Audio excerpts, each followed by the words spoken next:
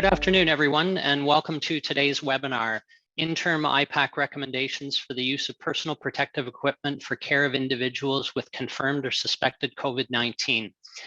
So my name is Tim Cronsberry. I'm the Manager of Infection Prevention and Control at Public Health Ontario, and I'll serve as the moderator for today's webinar. The content for today's webinar is specifically geared towards those working in a hospital setting. And our speakers today are Dr. Jeya Nadarajah and Sandra Callery. So Dr. Nadarajah is an IPAC physician, an infectious disease specialist, and who will be coming to us live from Markham Stouffville Hospital. And Sandra Callery is a senior advisor in infection prevention and control at Public Health Ontario. Before we get underway, just a few housekeeping items. The chat pod has been disabled just to limit distractions for the speakers during the presentation. There will be some messages that come up on there now, such as there's a couple there already. If you're having technical issues, you can email capacitybuilding@oahpp.ca, and they may help you troubleshoot that. And when we have a Q&A session at the end, we may be posting some links depending on what the questions are and what the speakers refer to. If it's helpful, we may put specific links to specific documents into the chat pod as well. Regarding the Q&A session, you can ask questions at any time by entering those into the Q&A pod throughout the presentation. We will wait until the end of the content part of the presentation to answer those. And some of your questions may well be answered by material that is presented later in the presentation. So with that, we will move on and start the presentation. So just in terms of the material that's going to be presented here today, as you all know, PHO's work is guided by the current best available evidence, but we do want to draw your attention to, and we'll mention this several times in the presentation today, to the Ministry of Health's Directive 5, which is the directive, of course, that all working in healthcare are obliged to follow. We're going to have numerous poll questions throughout the presentation, and we're going to put the first one up on the screen now. And that is, have you reviewed the interim PPE guidance? So by interim PPE guidance, this webinar is based on the recently released technical brief on PPE from PHO. So just want to get a sense about our audience today and whether or not you have had an opportunity to look at that. All right. So that's great to see. The vast majority of attendees today have had a chance to review the interim PPE guidance. But for those of you who haven't, that's okay. The content that we'll be running through today really will be hitting the high points. And as I say, you'll get an opportunity to ask questions and to learn a lot from the questions that others are asking as well. So the objectives for the session today really is to describe the layers of protection when caring for those with suspect or confirmed COVID-19. We're going to discuss the use of personal protective equipment and other IPAC measures based on an individual risk assessment. And lastly, identify the implementation of any required changes within the care environment. So with that, I'll turn the presentation over to Dr. Nadarajah. Thank you, Tim. Next slide, please. Thank you. First, I thought I'll do a quick sort of primer on what are variants of concern. And variants of concerns are basically viruses that mutate and have changed to enough of a degree that it actually has a clinical impact. And this is actually fairly common with coronaviruses, and we see that with our seasonal coronaviruses as well. You might be aware that PIDAC has published guidance that's interim for IPAC and of the SARS-CoV-2 variants of concern, specifically for healthcare settings, where they go into a little bit more detail on some of the IPAC measures that may or may not change with them. So how do we define a variant of concern? And really, we become concerned about them if they have significant clinical or public health significance. And often they affect one or more of the following. So they're either more transmissible, so they spread much quicker. than a previous variant or the wild type. They can have more severe disease than a previous variant or wild type, and sometimes they actually may have less severe disease. One of the biggest concerns is if they are able to evade our vaccines and they have lowered vaccine effectiveness, or you can have breakthroughs if you have had previous infection. And then the fourth way that they may be of concern is if our diagnostic testing does not pick them up as effectively as the previous circulating variants. Next slide, please. So let's talk a little bit more about Omicron, or the B.1.1.529 variant. This was very recently declared a variant of concern by the WHO after it was first detected in South Africa. And as you can imagine, it has rapidly increased in incidence and positivity rates. It started in South Africa, and one of the major contributory factors, particularly in South Africa, was also because only 24% of their eligible population was fully vaccinated. So we still need to see a little bit more epidemiology behind it to see how it'll affect a more highly vaccinated population, such as Canada. So compared to other VOCs, it actually carries quite a number of novel mutations, specifically in that S or spike protein. The significance of all of them is not quite yet clear, but we do know that there is one test that cannot pick up that S gene, which has actually been very helpful for us to detect it. We do know that one of our monoclonal antibodies is probably not as effective, and it might also be part of the reason for its immune evasion as well. And as of December 17th, most cases in Ontario are more likely to be infected with Omicron. So that was a very rapid increase in becoming the dominant strain within Ontario and other parts of the world. Next slide, please. This is our numbers and epidemiological reports looking at which VOCs we were detecting. So you can tell, sort of starting in early December, the yellow bar is the B.1.1.529 lineage. We know we can confirm the lineage only by sequencing, but we have something called an S gene target failure, where the S gene pickup drops off on our diagnostic testing. And that is very indicative of a screen for this is likely the Omicron. And you can see very quickly from sort of December 8th on to December 16th on that chart, how the blue bar with the S gene target failure, likely Omicron, has quickly taken over the positive test that we're getting in the province. Next slide, please. So the Omicron variant does show that there is increased transmissibility. There's no question, maybe even up to 8 times more than Delta. It does have decreased vaccine effectiveness. With 2 doses, we're seeing about 35% effectiveness for all positive cases, and about 70 to 75% for hospitalizations and severe disease, which is still very promising. The mechanisms for the increased transmissibility are unclear. A good chunk of it is probably because of immune evasion, but at this stage, it's still uncertain if the actual respiratory particles either contain more virus that are infectious, or they bind to the ACE2 receptor more effectively. Do they invade more effectively? So we still have to break down some of these different parts of what makes a virus transmissible before we can say what exactly is making it. Is it a combination of these things? And what is the best protective measure? Right now, vaccination is still overall the best protective measure, but we also need to look at the other measures and where we can optimize it. Overall, the lower vaccine effectiveness means that for any one exposure, there is a greater likelihood of infection. So we really need to optimize every single layer of protection for Omicron. Next slide, please. Thank you. So in terms of the airborne versus aerosol versus opportunistic aerosol and droplet, there's a lot of words that are being used to explain or try to characterize the transmission of Omicron. And really, I think labeling is a lot of semantics. And what's really important when we talk about the transmission of a virus from an infection control perspective is what are the measures that are actually effective.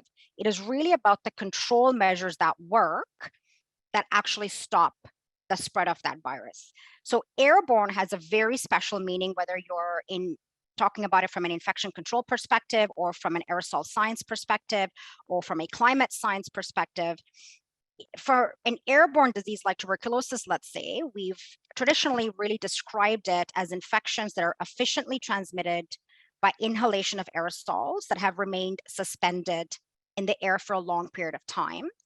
And we've also paired it with our airborne control measures, whether you're in a hospital or in a long-term care setting or in the community setting. And so what we also talk about with SARS-CoV-2 and other respiratory viruses is this concept of opportunistic aerosol transmission, where you can have a virus definitely act sort of in this airborne manner when you've got different conditions that favor it. And we've seen in the literature, poorly ventilated spaces have had a very significant effect on spreading outbreaks. And we've also seen that you need to have a sufficient quantity of the actual virus produced and accumulate in a space to see this type of transmission. And what's really important is we need to then pair that with what are the most effective controls that we can feasibly implement to combat this type of transmission. These opportunistic transmissions seem to be less frequent than the close contact, direct sort of care that we give to patients, or the direct contact we have with an infectious person in a close contact setting. Next slide, please. And I'll take this now over to Sandra to go over some of the updates that we've made in our interim guidance with the emergence of Omicron. Mm-hmm. Thank you very much.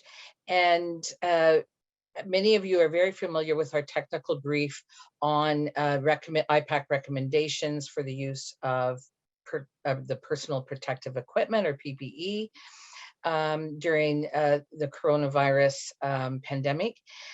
What we have been doing, and you, as all of you throughout the last 2 years, we've been closely monitoring both outbreaks, the epidemiology, and looking at other jurisdictions around the world and what works, what doesn't work, and how things have progressed through the different variants. And as just mentioned around the variants of concern, now with Omicron, we have taken a closer look again. And of course, at this stage, we're seeing that it's much easier to transmit, and we're still gathering a lot of information. So we have updated recommendations in our technical brief for the infection prevention and control practices in healthcare settings, and looking at the personal protective equipment and the other layers of protection. And so we have updated them accordingly, and we see them as interim measures as we still continue to gather the science and the evidence around the different strategies and what works and what doesn't work. So in addition to the other layers of protection, we have looked at the interim measures for personal protective equipment, and provided that is provided for you as healthcare workers, and those who are directly involved for patients, for caring for patients with suspect or confirmed COVID-19.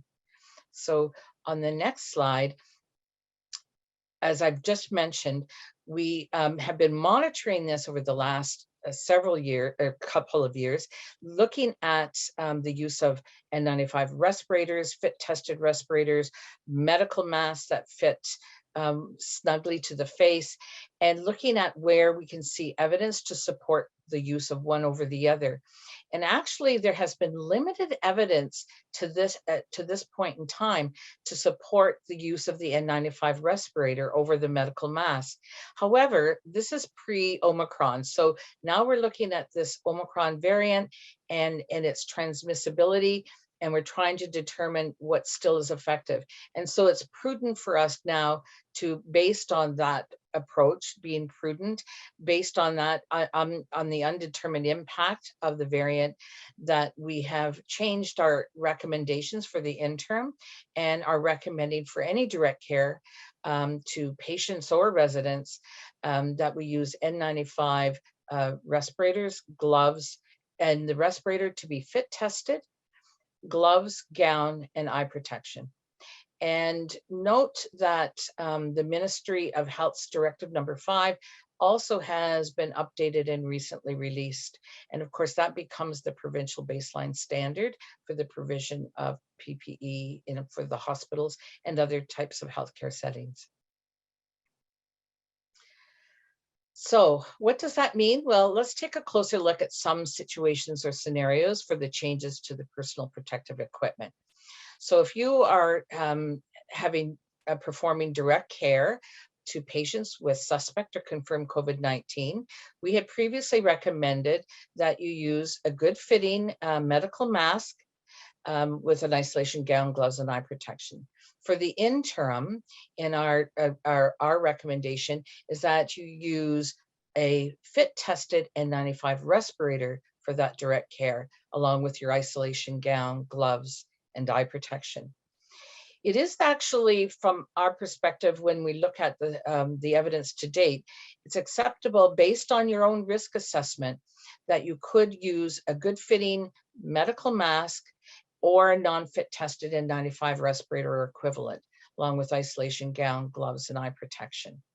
However, I want to just note again that the Ministry of Health's Directive Number 5 is the provincial standard that to follow at currently.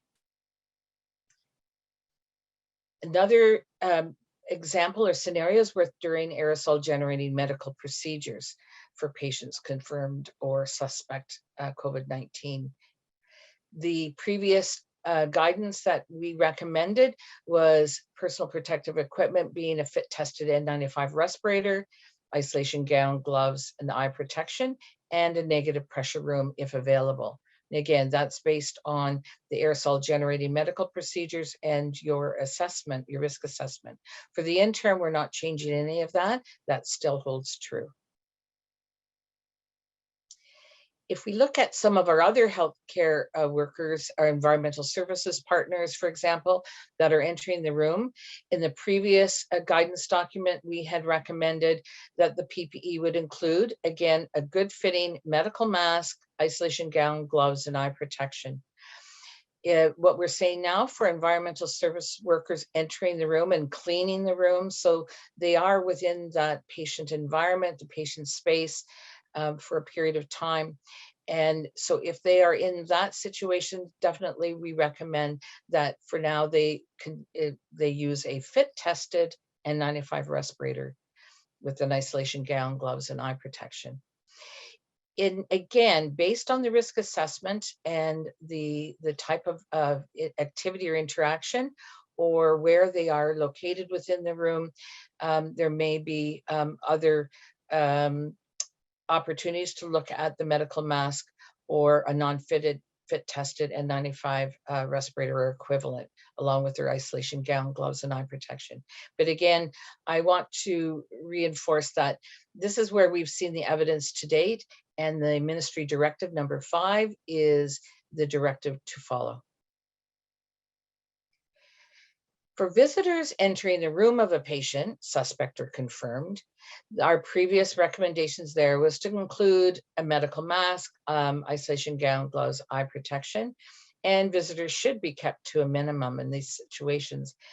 The interim guidance, we have highlighted again that all visitors should be wearing a good fitting medical mask or non-fit tested N95 respirator, isolation gown, gloves, and eye protection. This would be limited to those providing essential care, and you certainly should consider restricting to fully vaccinated visitors. Another area or another scenario would be that preliminary screening at point of entry, for example, at the triage. If you're able to maintain spatial distance, at least 2 meters, or a separation with that physical barrier, routine practices should be in place. Otherwise, recommend that you PPE also include a medical mask, isolation gown, gloves, and eye protection.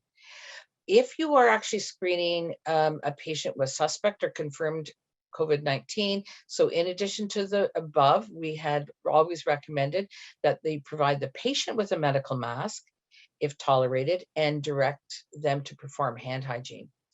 Now for the interim, we have changed this, and we are saying if able to maintain the spatial distancing or you have that physical barrier, routine practices should be in place, but otherwise We recommend PPE also include the medical mask, the non-fit tested respirator or equivalent isolation gown, and eye protection. And for any screening of a patient with a suspect or confirmed COVID, in addition to the above, provide the patient right away with a medical mask if tolerated and direct them to perform hand hygiene. Any caregivers or any supports attending to the patient should also be provided with a medical mask. So we have another poll question for you. And you can see here a nurse is about to do an aseptic procedure on a confirmed COVID-19 patient in hospital. So what PPE is recommended for this task? So you can see that we have 100% here, N95 respirator, gloves, gown, and eye protection. Thanks. So yes, we were looking for this answer, and what we want to emphasize here is that certainly over the last 2 years, all of our thoughts and our thinking around PPE has been, we've been preoccupied, if you will, with COVID-19 and what do I need to wear for this particular disease and its transmission. But we also want to remind people that you're carrying out a lot of other care activities that may expose you to blood and body fluids, for example, or in this case, the scenario was the aseptic procedure.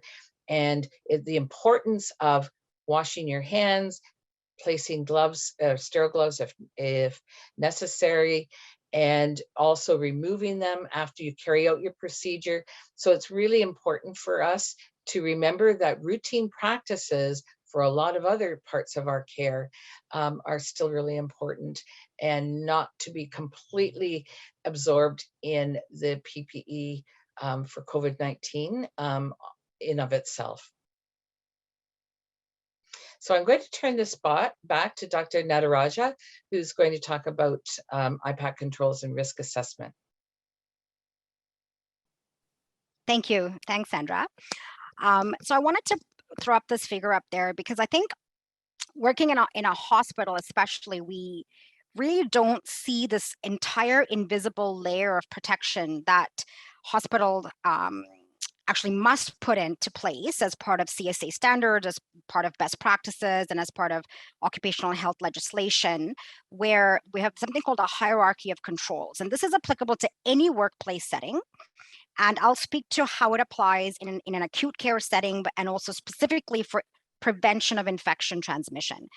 So whenever you walk into a room, you're providing care to patients in the hospital, there's a whole bunch of layers of protective measures that have been ongoing, that are checked and measured and qualified on a daily basis.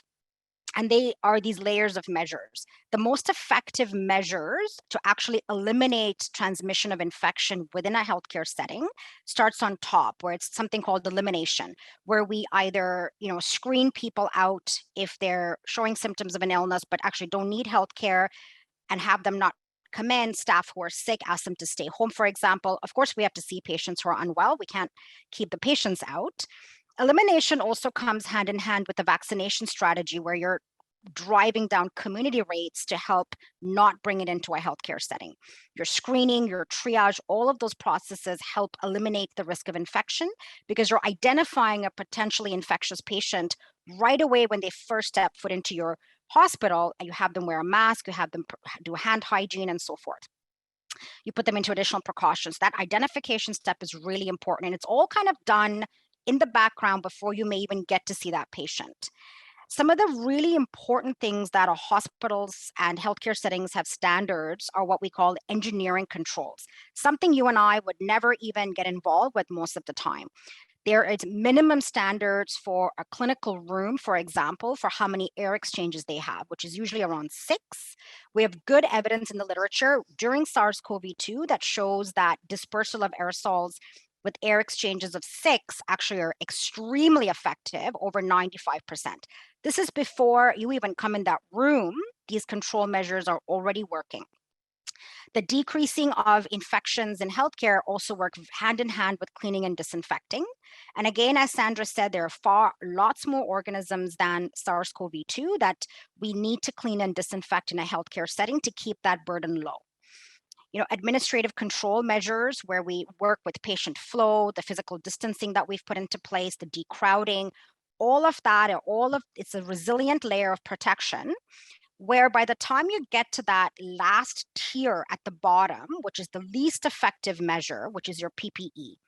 And what we strive to in IPAC is to have all of those layers of protection above PPE so well optimized in a healthcare setting, particularly hospitals, that the PPE really should have a very small incremental protective benefit to that healthcare worker. And it's really there based on your risk assessment on what you're doing to wear that equipment for that added measure. So you're doing something with blood and bodily fluids, you put your gloves on because the ventilation is not going to help in that setting, for example. And so that's how we've always also looked at how we give our PPE recommendations. See, with Delta, we had a great vaccine effectiveness. We had very low case rates as we were working through all of our vaccination programs.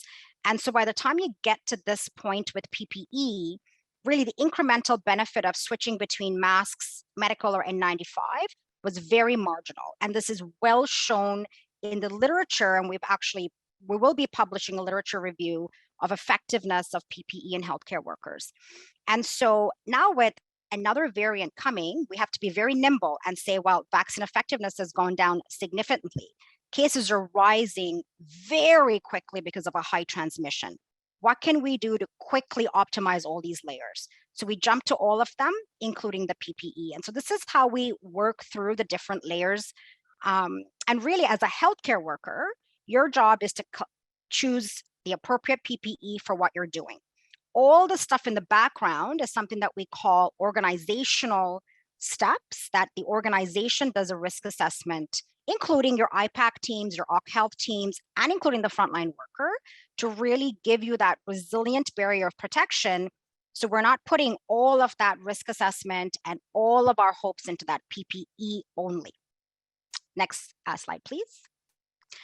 This is just a quick graphic where a mask is only as effective as how you wear it and how it fits. So we have to be really cognizant that whether it's for a source control, we're doing universal masking, or whether it's for PPE, you need to have a well-fitted mask that really works well. So if you're seeing people around the hospital where it's hanging off their nose, hanging off their chin, it's really prudent for us to have multiple sizes and designs of masks that fit very snugly over your nose, under your chin, with very few gaps. Next slide, please. So we'll talk a little bit about the individual risk assessment. And as regulated healthcare professionals, at some point in our training, we get some education in this, and a lot of the education and a lot of the learning is really on the job.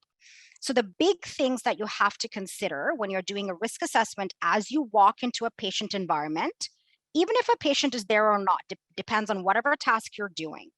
What is the task you're doing? Are you going to be interacting with others, with patients or other staff? And what is your environment like? Are you in a clinical room like where I am, where there are 6 air exchanges an hour? Is it clean? Is it very open? Is it not crowded? Are there a ton of people in here? Very important to know all of that. Is there hand hygiene when I need it? Is there a hand washing sink when I need it? Every healthcare worker, before every interaction, does this. And a lot of us do this subconsciously now because we're really used to the tasks that we do, but we really should make an effort every time, not just read the signage at the door, but think, what am I going in to do? And think about, am I going to be exposed to an infection? In IPAC, a lot of our measures are in place, presuming that the patient you're interacting with is infectious. We always presume that for all of our layers of control, so that we take also a lot of that away from that individual healthcare worker. And the individual risk assessment also allows you to select that correct PPE to protect yourself and also other staff who are coming into the room to maybe help you with something, and also whatever is in that patient environment you're with. And really, I don't think we've done a good enough job to give that education to healthcare workers on how to effectively perform a risk assessment. Certainly, I never received that during my training or residency, and a lot of it I received on the job by nursing staff and other staff that I have interacted with. Next slide, please. And so an individual risk assessment has a number of factors. And really, you can go through this very quickly. A lot of it is, like I said, quite subconsciously done by us. But when we talk about, let's just stick to Omicron, or let's just stick to COVID specifically, there are risk factors that increase transmission and infection risk in the healthcare worker. So there is, how is an organism transmitted, and that's important. But what's actually important is, what are the controls that will be in the middle of when that organism comes? And then there's me as a healthcare worker, and what is the clinically important outcome for me is an infection in that healthcare worker. And so that healthcare worker, or myself or yourself, there are things about the host or us that's really important. And one of the most important things that affects ourselves getting infected is our vaccination status. And particularly right now, we're getting good data that that third dose booster is now pushing up our vaccine effectiveness over 70%. So consider your vaccination status when you're interacting with a patient, whether it's for COVID, measles, chickenpox, it doesn't matter. You always have to think about what your immune status is. Think about the patient. Is the patient able to mask? Are they able to keep their mask on? Is it a well-fitted mask, right? If your patient is able to keep their mask on and it's a well-fitted mask, that is really a big, significant portion of cutting down that mitigation of risk. Consider your patient's vaccination status. If they're fully vaccinated, then their ability to transmit infection is less than if they were completely unvaccinated. So you've got a fully vaccinated healthcare worker, fully vaccinated patient who is well able to mask, and think of your interaction with them. Am I just going in to take a 5-minute history? Am I going in to say, hey, Mr. So-and-so, your call bell is on, are you okay? And then leaving the room? Or am I going in to do a wound dressing, change them, clean them up and feed them and interacting with them for 2 hours as say, for example, is a typical interaction for a PSW in a long-term care home? Am I performing a high-risk procedure? And these are procedures that include the aerosol generating medical procedures we talk about, and other procedures where you're sort of in that patient's airway, you're in there for a long time, the patient is unmasked, the patient may be coughing, they may be having other behaviors that are increasing the risk of transmission. So these all kind of get put together and making your decision of the appropriate PPE that you're going to wear as well. Okay, next slide, please. And we'll end off with another poll question. All right, so based on your hierarchy of controls, which of the following are the most effective in mitigating the risk of transmission? Is it your engineering controls? Is it administrative controls? Or is it the PPE alone? And that's excellent. This is a very important point for us to take home, that the hierarchy of controls are what really keep us safe in our workplaces. Thank you. So thank you. I'm going to pick up here for you and talk a little bit more about those other layers of protection against COVID-19. And the thing that I think you and I need to remember as healthcare workers, and we usually are typically have always been concerned about what we may pick up while we're in our workplace, what we might be exposed to. But with this pandemic, it's so important for us to remember that this is spread very well, very efficiently in the community. And I mean, I even know for myself, there are times when you are in the workplace and you're very diligent, you're very conscientious about what you're doing, how you're doing it, and wearing your protective apparel. And then you relax a little bit when you head home. And this is one of the times with COVID-19 and the pandemic that we need to remind ourselves that the exposures in the community are there as much as they are within our workplace. So keep that in mind for yourself and for your family. And the protection of the healthcare worker, you and I, from COVID-19 requires that we think about all those multiple layers of prevention that need to continue, not only in the setting where we work, but when we go back into the community at large.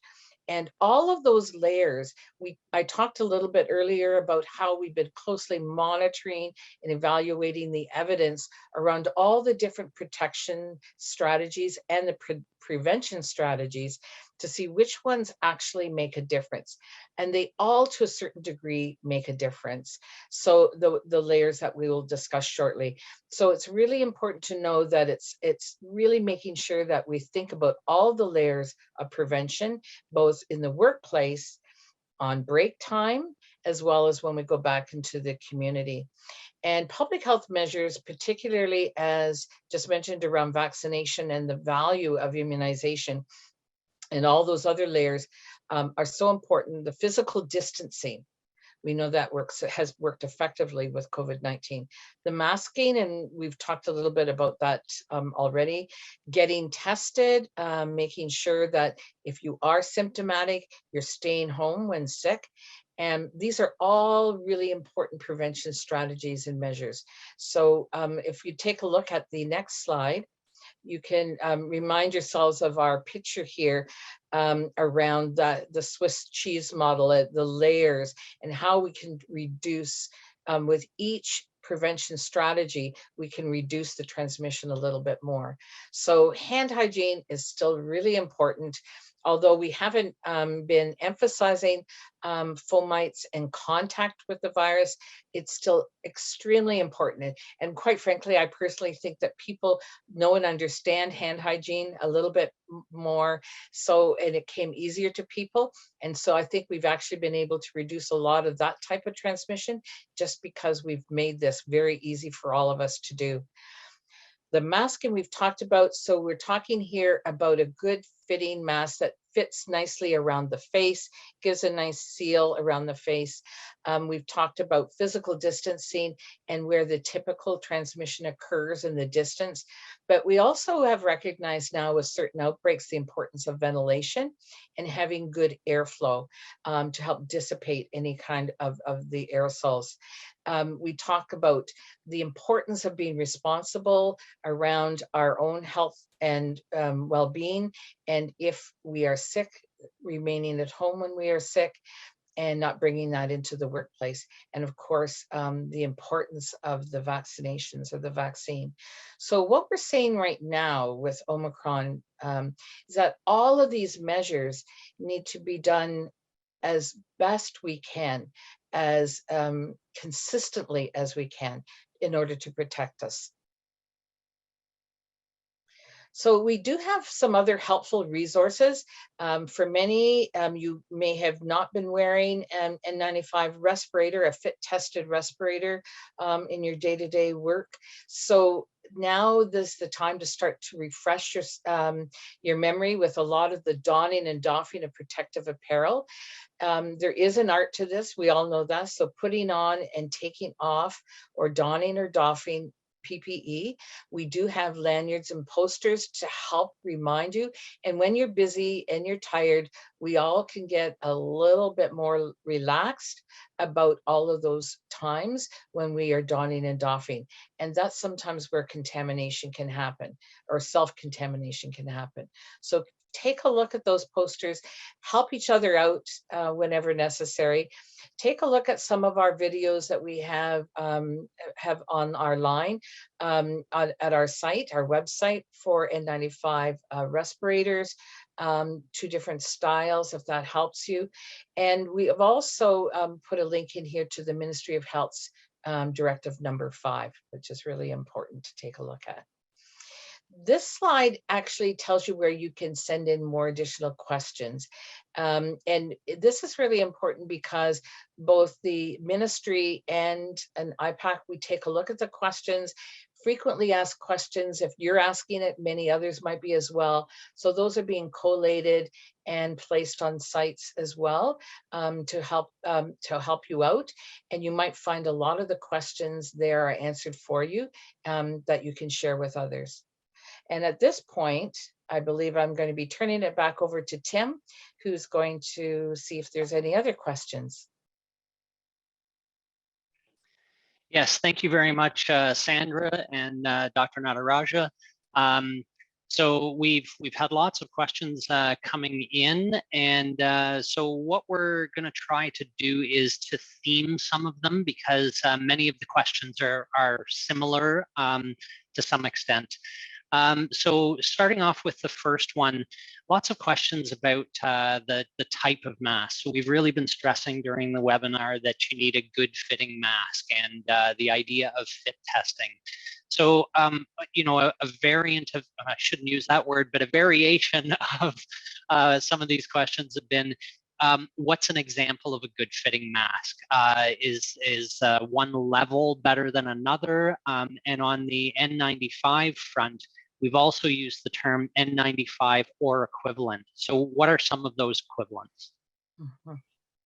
Well, I'll start with the comments, and then Dr. Nadarajah, you might want to chime in a little bit around the different types of respirators. But one of the things when we talk about having something that fits well around the face, covers the nose, under the chin, and fits snugly around the face, I think what people are also referring to is not necessarily a brand name, but the different standards that are used to test medical masks and their filtration properties. Some of those levels, like level 1, 2, and 3, are actually referring to a lot of the moisture or droplets or spray or splashes that we may encounter as healthcare workers, particularly in acute care in certain settings like in surgeries or in the emergency department. So the level, the ASTM levels that people often are referring to are often about that respiratory droplets or spray, blood, body fluids that may actually land on the mask itself. It's really important, though, that people make sure that the masks that they are using, and they do come actually in different shapes and sizes, that they do have fit snugly around the face. And people can do what we call a fit check, just to make sure that that medical mask is performing well. And you can see it actually expand and contract if it's fitting snugly around your face. So I think that's really the important part there.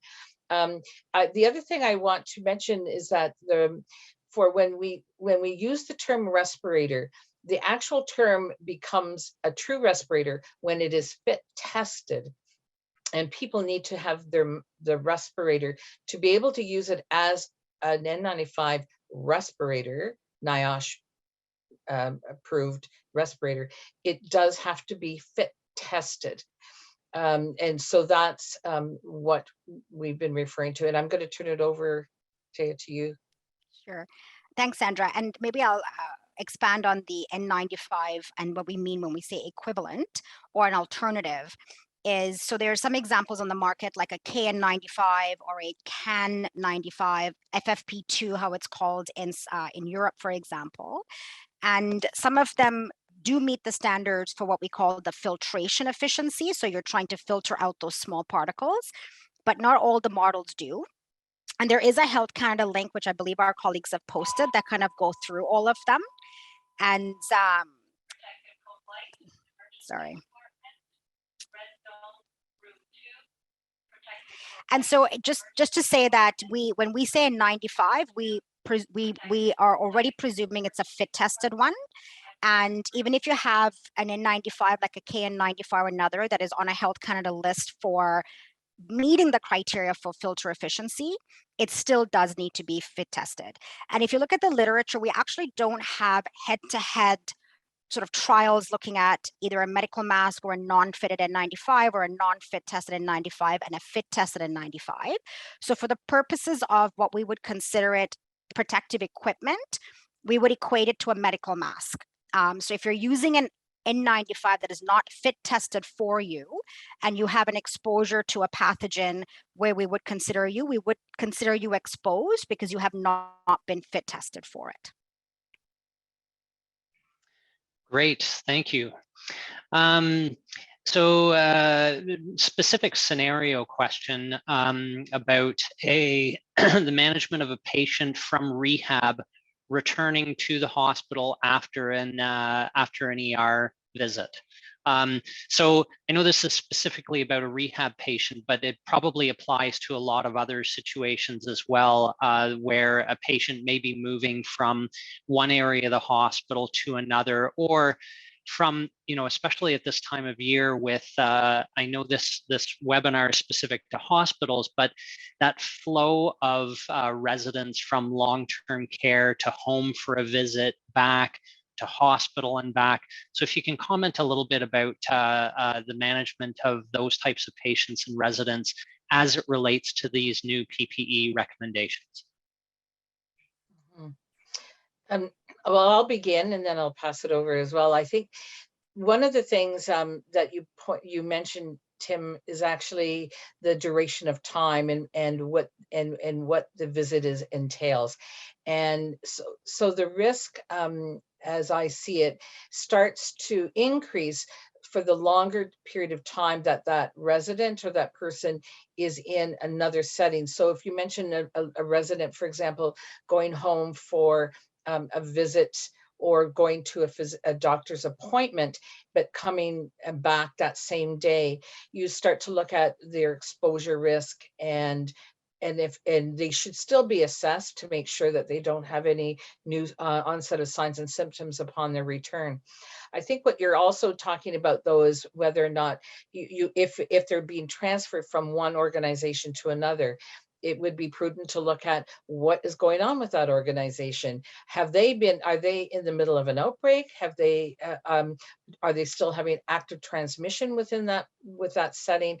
And now they're coming into my location and they have been at that other setting for a long period of time. If it's for a doctor's appointment or a visit, the risk is much lower. It's a very, very carefully controlled interaction that's occurring. But if you're actually transferring someone who's been for a duration of time in another setting, and that setting's either an unknown entity to you in terms of their transmission, their exposure, that's when you need to take a closer look at the risks for that particular new admission, if that's what you're referring to. I'll turn it over to you, Dr. Dunn.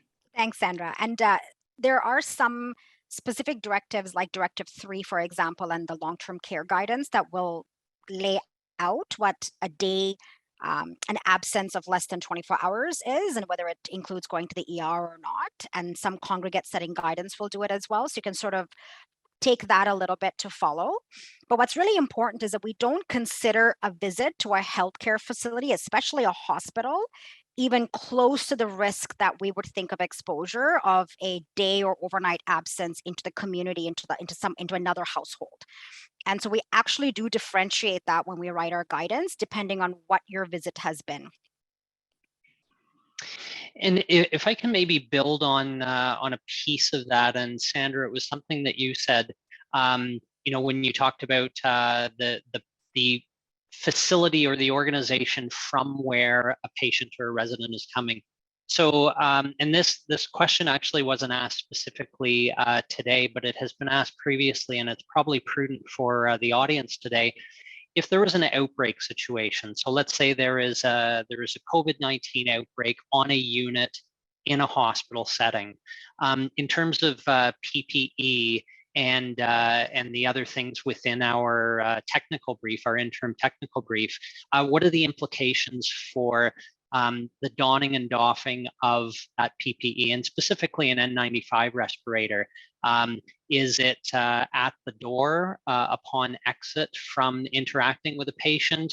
Can it be extended to multiple patients? If you can maybe comment on some of that. Mm-hmm. So I'm hearing two things here. One is that someone is being transferred back in to my organization, and they may be coming from an area, is that right? An area that may be having activity of COVID-19 transmission occurring or an outbreak? That's part of it, but more so if there is an outbreak on a unit. On my own unit. Yes, on your own unit, yes, but not everyone has COVID, for instance. Exactly. So we've talked about this before. You're right in that if you're looking at a unit as a whole, and do I need to wear my N95 respirator for the entire length of time I'm on that unit? And we often see this as certainly if you have one or more cases, you're looking at declaration of an outbreak, but where you are within that time period of the outbreak. So what spectrum are you at? And if it's the beginning of an outbreak where you're still trying to determine who might be infected, where's my possible source, Do I have a lot of people who are waiting, where results are pending? That's where you feel that you need to maybe increase your control measures, and you may, it may be recommended that your staff wear their N95 respirator while they're on that outbreak unit.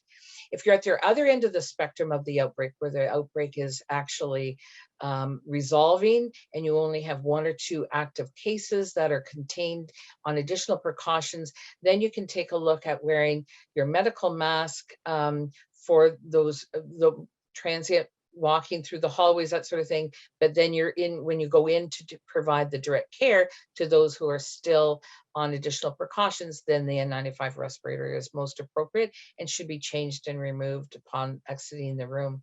So I think it really depends on where you are within that that outbreak, and if it's still under investigation, where you haven't got all your it's not completely in control, or you haven't been able to identify all the key pieces to your outbreak and the transmission. And the other partner in all of this, of course, is your local public health unit and how you work with them, because if there's a declaration of an outbreak, they should be actively involved and giving some direction as to how they would like to see things carried out within the organization or within that unit.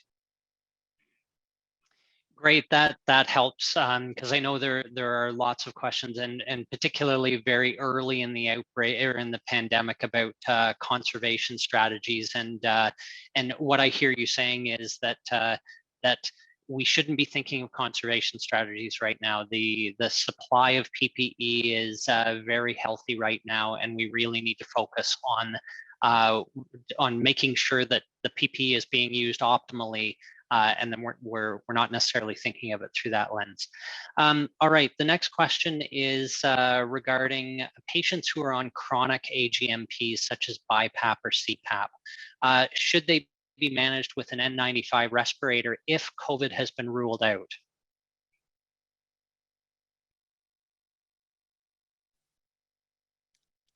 I can talk to that one, Tim, and that's a really good question. We do have patients in long-term care or in the hospital setting who are either chronically vented or and they have an open trach, for example, or even CPAP, although some of the overnight CPAP and chronic CPAP pressures are a lot lower than when we do our sort of rescue CPAP, for example.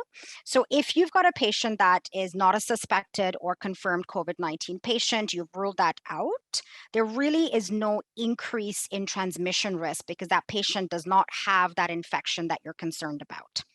And so we would not suggest that you use an N95 when you're taking care of that patient. It doesn't really matter what activity you're doing, whether it's direct care or you're coming in for a very transient interaction. All right, great, thank you. And if I could just add, I think, yes. and I totally agree with what has just been said. There are some aerosol generating medical procedures that are for diagnostic purposes, and oftentimes they are we are trying to rule out other infectious processes. So in those cases, AGMPs, regardless of COVID-19, there may be a need to look at an N95 respirator, for example, as part of the protective apparel that would be worn by the healthcare workers who are carrying out that procedure. Again, keeping in mind that there are other times with our routine practices and our risk assessment that we need to consider when we wear it and when it may not be required. All right, thank you. So I'm just conscious of our time here. We have time for maybe one or maybe two more questions. So Dr. Nadarajah, just going back to something that you mentioned during the presentation of one of the slides around air exchanges. So understanding that different spaces in different parts of a hospital or another healthcare facility may have different standards. I wonder if you can just comment a little bit more and maybe tie in some of the other work that PHO has been doing around ventilation and how that relates to air exchanges and other things that can be done. Thanks, Tim. So, you know, in general, your hospital will fall under the CSA recommendations or probably requirements if you're doing a new build for the type of air exchanges you would need.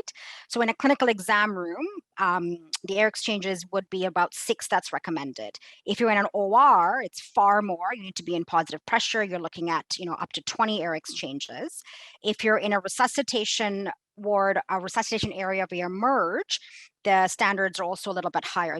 They're supposed to be around 10 or over, because you have a lot of unrecognized patients that are coming through. You're doing a lot of high risk, close contact procedures. You don't have time for a history or screening, for example. So there are minimum CSA standards. There are plenty of hospitals that are much older and have not been able to meet those standards. So we have some guidance in our document for areas in your organization where you've identified where they haven't met that minimum CSA standard, on what other things you can do. And it goes through the sort of the hierarchy layers on what you can do. Try to use that room for something else. Find rooms in your hospital that would be optimal to place a patient who has an infectious disease.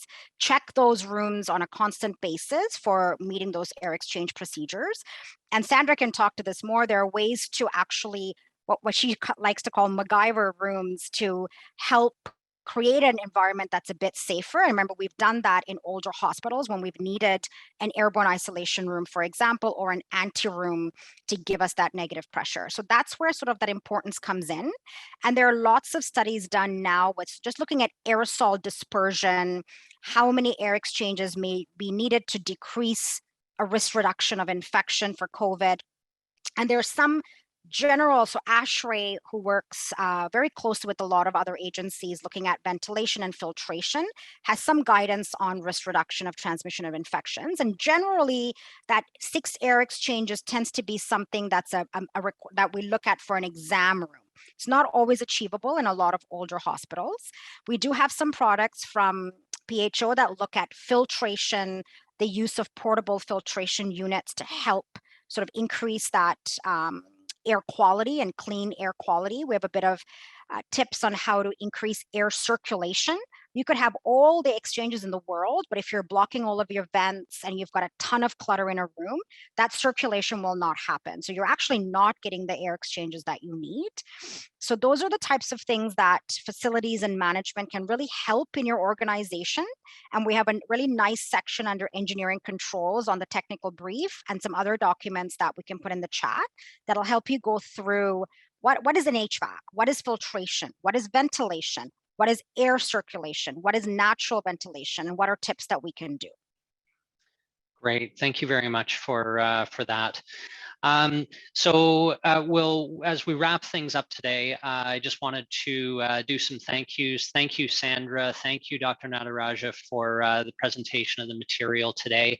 And a big thank you to all of you who are participating in the webinar. I know that this whole thing has been ultra stressful. And then when we throw Omicron in here, and it's putting a lot of things on its head. I know there are huge challenges for those working in hospitals and other healthcare environments. So really appreciate you being able to attend today and to interact with us. If you have additional questions, there are multiple avenues for you to go. You can certainly contact PHO at IPAC@oahpp.ca. You can interact with your local public health unit and with your local IPAC hub as well. There is an additional resource that will be coming soon. It should be posted on our website within the next couple of days, and it's an FAQ related to our technical brief. So it's just in the approval stage now, should be up in a couple of days, and that's actually going to be a dynamic resource. So we will be updating that periodically, such as with questions that are raised in webinars like this one today. So with that, thank you very much, everyone, once again. And oh, sorry, one last thing.